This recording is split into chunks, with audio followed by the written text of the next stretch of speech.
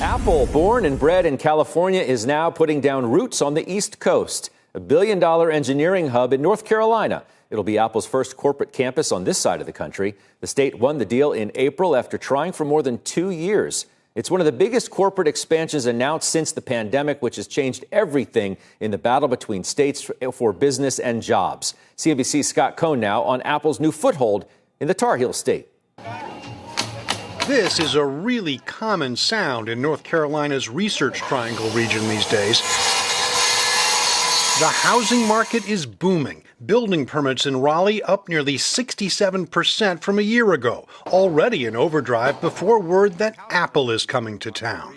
The company will invest more than $1 billion and create at least 3,000 jobs. When Apple released the news that they were coming here, I think every realtor across the Triangle braced themselves for impact. Realtor Ashley Rummage says ever since, her phone's been blowing up with texts from panicky buyers. Our office is already getting calls from Apple employees coming into the area. The pandemic accelerated Apple's plans. The North Carolina campus is part of a $430 billion expansion, up from $350 billion announced in 2019.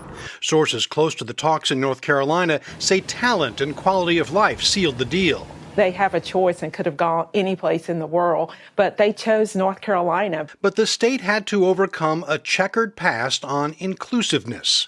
This was the home of HB 2, the so-called bathroom bill passed in 2016, targeting transgender people and striking down local anti-discrimination protections. The law sparked protests and boycotts before the last provisions expired last year. I think we learned our lesson as a state with that legislation. But North Carolina still lacks statewide protections, one of only 5 states without them, a potential disadvantage in this new world. The same factors that sealed the deal for Apple in North Carolina are the factors we consider in CNBC's America's Top States for Business study. Things like cost of doing business, workforce, and life, health, and inclusion.